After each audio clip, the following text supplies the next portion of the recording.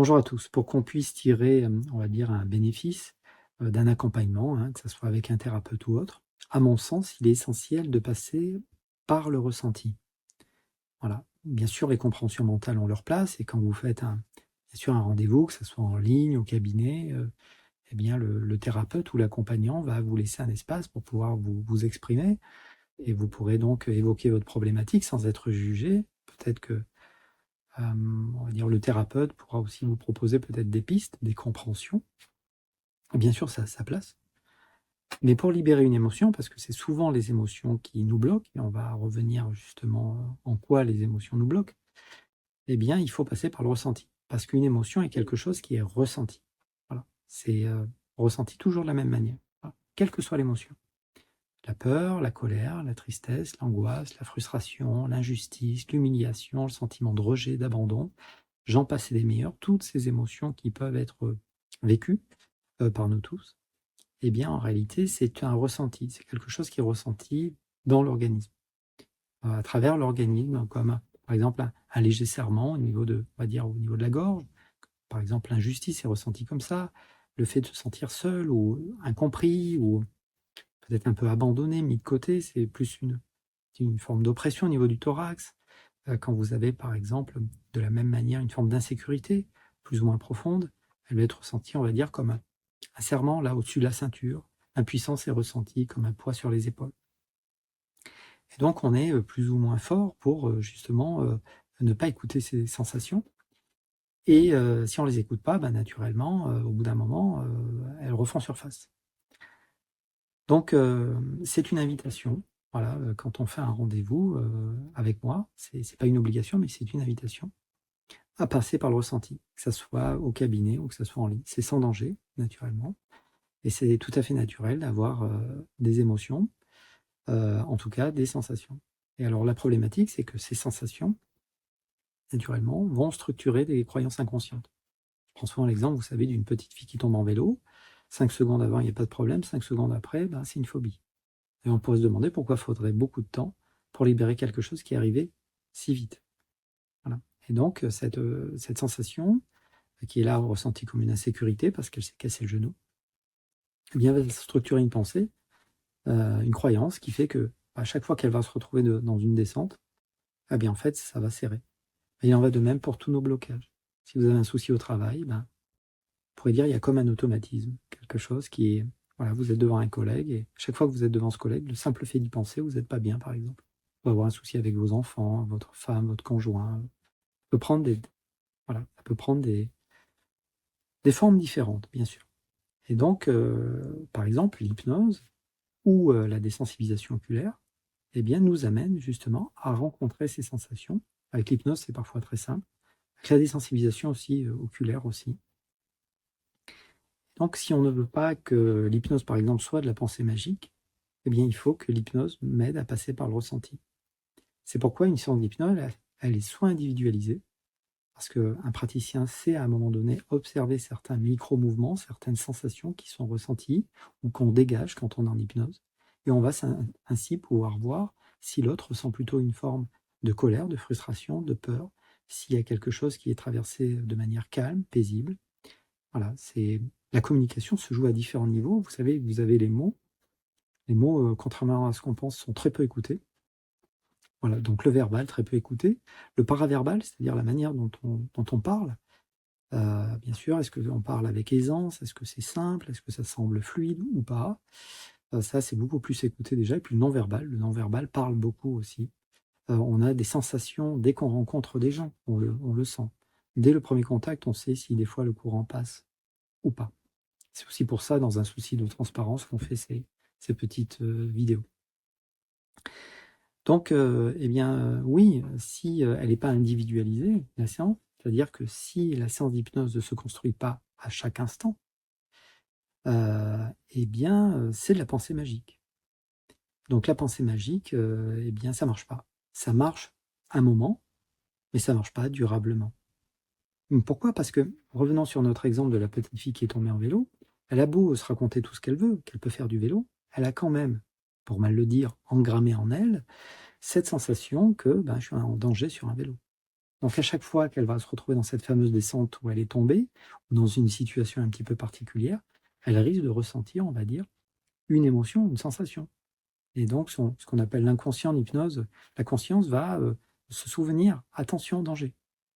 Donc effectivement, l'hypnose ou la désensibilisation oculaire permet, si c'est un travail qui est individualisé, encore une fois c'est toujours pareil, à constater qu'en réalité, je ne suis pas ma peur et que d'une certaine manière, je peux l'accueillir totalement. C'est difficile d'en parler autrement parce qu'en fait, souvent, en désensibilisation, quand on passe par le ressenti ou en hypnose, les choses vont tellement plus vite que ça. C'est-à-dire qu'on va des fois conscientiser quelque chose, j'allais dire en une demi-seconde. C'est presque. C'est pour ça qu'il faut un temps, souvent, après une séance, quand on passe par le ressenti, pour se rendre compte jusqu'où la séance a porté. Voilà. Parce que, en fait, notre esprit, notre mental, est très lent, va lentement, il avance par pas, il voit les choses de manière progressive, linéaire, il imagine qu'on va d'un point A vers un point B. Parfois, on se rend compte que, eh ben oui, en hypnose, on voit les choses de manière totalement différente. Voilà, je me souviens, par exemple, je vous donne un exemple, on aurait pu en prendre beaucoup d'autres. Par exemple, un arrêt du tabac. Voilà, il y a quelques années, je me souviens, une personne qui avait de gros doutes quant au fait de sa capacité à arrêter de fumer. Elle me dit, mais j'ai fumé toute ma vie, j'y arriverai jamais. Elle est sortie de la séance d'hypnose et en fait, elle m'a dit, un peu interloquée, elle m'a dit, j'ai vu en fait que dans 5 ans, ça faisait 5 ans que j'avais arrêté. C'était vraiment fait. Et elle le disait avec une telle certitude. Donc j'ai eu des nouvelles, effectivement, elle a arrêté de fumer. Ce n'est qu'un exemple. On ne peut pas réduire un travail à libérer un automatisme. Mais nos automatismes négatifs naissent aussi de nos émotions. Voilà. Donc, bien sûr, les champs de l'hypnose c'est vaste, et les champs de la désensibilisation oculaire aussi, puisque eh bien, ça m'amène aussi à conscientiser ces émotions. Alors, c'est toujours pareil, c'est toujours vécu de la même manière. Toutes nos émotions sont vécues comme soit, par exemple, un serrement léger qui est ressenti au niveau, par exemple, un peu en dessous de la gorge, voilà. Tout ce qui est en lien au fait d'avoir pas été écouté, l'injustice, voilà, c'est ressenti ici. Là encore, vous pouvez avoir des sensations plus basses qui correspondent au fait de je suis un peu seul dans cette situation où j'étais un peu abandonné, rejeté. Une sensation au niveau du thorax. Toutes les insécurités, encore une fois, sont ressenties au-dessus de la ceinture. L'impuissance, c'est quelque chose qui est ressenti comme un poids sur les épaules. C'est un univers. Voilà. C'est un univers qui est souvent totalement délaissé. Et donc, encore une fois, eh bien, oui, bien sûr, les compréhensions mentales ont leur place. Et puis, il y a la formation énéagramme, si ça vous intéresse. Donc, autant dire que les compréhensions mentales m'intéressent aussi. J'en ai fait mon lot. Et réellement, ce qui peut littéralement changer quelque chose, c'est le fait de rencontrer les sensations. Bien sûr, notre mental rationnel ne sait pas quoi en faire. C'est-à-dire, on ne sait pas quoi raconter de ces sensations. Alors, comment savoir si on les a rencontrées? Ben, on passe très rapidement d'une forme de légère anxiété, enfin ouais, ça c'est pas agréable, à une forme de grande détente. Parce que quand une émotion est accueillie pleinement, ça peut très rapidement, comme une forme de relâchement, détendre l'organisme. Et donc, on peut c'est ça le travail sur les émotions. Surtout que l'étiquetage émotionnel est souvent grossier. Voilà, faut le dire. Les gens vont dire, ouais, je suis en colère. Je suis en colère contre mon cousin, par exemple. Je comprends, mais plongez dans la colère et puis vous allez vous rendre compte que derrière la colère, c'est tout à fait autre chose. C'est la sensation de ne pas être compris, la sensation de l'injustice. Parfois, il y a le fait aussi de se sentir un peu triste, voilà, par rapport à la situation, un peu abandonné. Voilà, donc plus vous allez plonger on va dire, profondément dans le ressenti, bon, plus vous êtes paisible, et plus vous allez pouvoir faire des compréhensions. Et puis voilà, on ne va pas se mentir, le premier apport de l'hypnose, c'est de détendre énormément, ne serait-ce que temporairement, si on ne passe pas par le ressenti, si on ne libère pas d'émotions. Et en fait, comment on fait pour être vraiment détendu? Pourquoi les gens, quand ils sortent d'une séance d'hypnose ou quand ils font une désensibilisation oculaire, ils sont très détendus souvent? Parce qu'en fait, ça vous ramène au corps. Et en fait, aujourd'hui, vous avez beaucoup de gens qui sont stressés, qui ne vont pas bien, qui cogitent énormément, tout simplement parce qu'ils ne sont pas ici. C'est les vases communicants. Quand je dis ici, c'est dans le ressenti. On n'apprend pas. On n'apprend pas à être dans le corps. Et donc, on peut le développer à tout âge. Voilà, je vous le dis, du bon cœur.